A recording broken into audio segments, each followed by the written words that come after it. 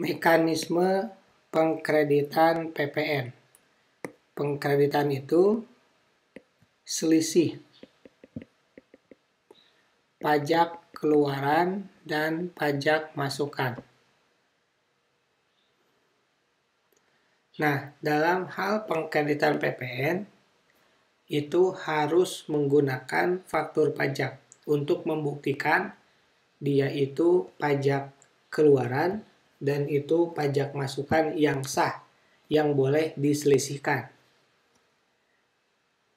Kita lihat fungsi faktur pajak. Faktur pajak itu sebagai bukti pungutan. Dibuatnya oleh pengusaha kena pajak yang memiliki NPWP, tanda dia sebagai PKP. Kemudian PKP itu melakukan penyerahan BKP atau JKP. Jadi syaratnya ketika ada faktur pajak itu yang pertama transaksi baik itu yang mengandung BKP atau JKP. Yang kedua diserahkan oleh PKP. Maksudnya diserahkan itu dijual oleh PKP. Baru boleh mengeluarkan faktur pajak.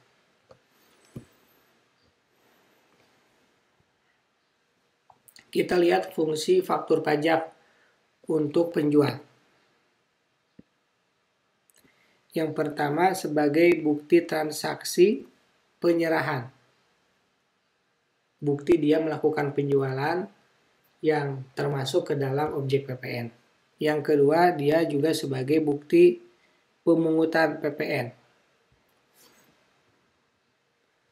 Makanya ketika menjual itu namanya adalah pajak keluaran. Jadi sebenarnya ketika dia mendapatkan lebih 11% dari harga barangnya dia, sebenarnya itu bukan uangnya dia, tapi uangnya konsumen yang dititipkan kepada dirinya untuk disetorkan kepada negara. Jadi PPN itu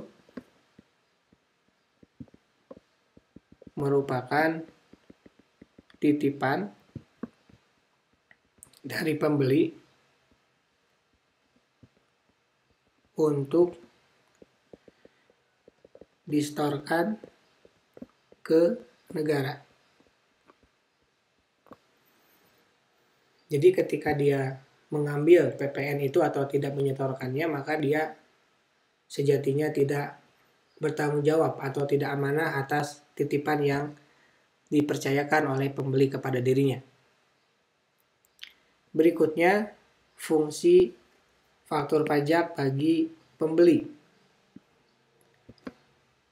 Hampir sama, sebagai bukti transaksi, dan yang kedua bukti pembayaran. Dia membayar PPN. Bagi konsumen akhir, seperti kita yang langsung menggunakan barang atau jasa tersebut, itu terlihat dari invoice-nya atau struknya atau struk pembelanjaan, ada PPN-nya. Maka itu bukti kita menitipkan PPN kita kepada penjual.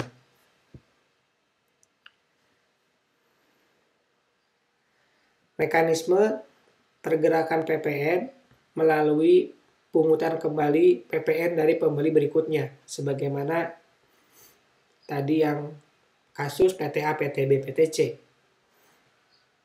PTA mengambil pajak dari PTB, PTB mengambil pajak dari PTC. Kemudian antara pajak yang dia dapatkan ketika membeli dan pajak yang dia pajak yang dia dapatkan ketika menjual dan pajak yang dia serahkan pada saat membeli itu diselisihkan.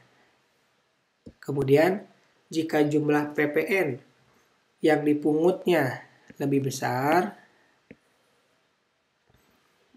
maka kelebihannya disetorkan kepada negara.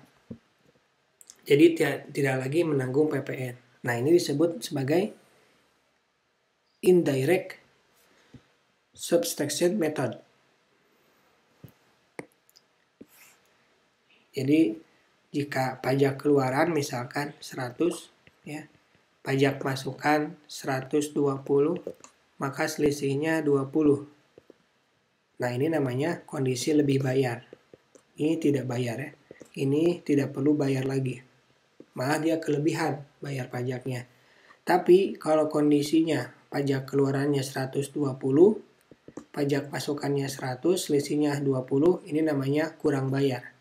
Maka dalam hal kondisi seperti ini, maka dia harus membayar PPN-nya. Tapi bayarnya tentu enggak 120, tapi selisihnya yaitu 20.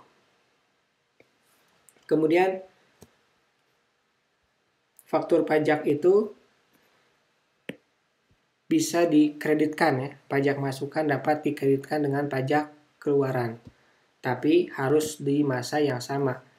Masa itu artinya bulan yang sama. Kalau transaksinya Januari, maka bisa dikreditkan dengan transaksi di bulan Januari. Begitu seterusnya. Yang kedua, tentang faktur pajak, yaitu ketika ada misalkan faktur pajak yang belum dikreditkan, ya, maka bisa dikreditkan dengan masa pajak pada masa pajak berikutnya, tapi paling lambat itu 3 bulan.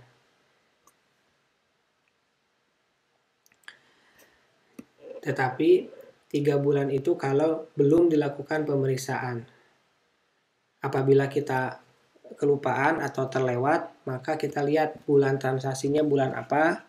Kalau misalkan belum lebih dari 3 bulan, maka masih diperbolehkan. Tetapi kalau misalkan sudah lebih, maka itu tidak diperbolehkan. Kemudian yang ketiga, mengenai faktur pajak, jika dalam suatu masa pajak belum ada pajak keluaran, berarti kalau belum ada pajak keluaran artinya belum ada penjualan, maka pajak masukan tetap dikreditkan. Nah, ini tetap dikreditkan. Jadi dia hanya membeli saja karena pajak masukan.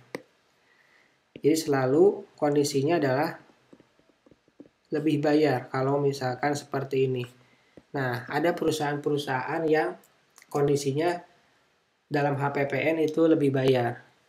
Yang pertama adalah perusahaan ekspor. Yang kedua, perusahaan yang rugi. Dan yang ketiga, perusahaan yang persediaannya banyak.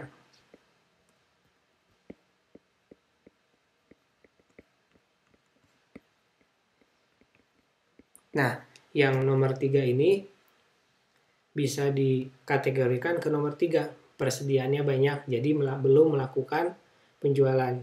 Atau bisa juga kita tambahkan yang keempat, itu perusahaan yang baru berdiri. Nah, ini 4 perusahaan yang memiliki kemungkinan besar kondisinya adalah lebih bayar. Lebih bayar itu adalah kondisi di mana pajak keluaran lebih kecil dibandingkan dengan pajak masukan.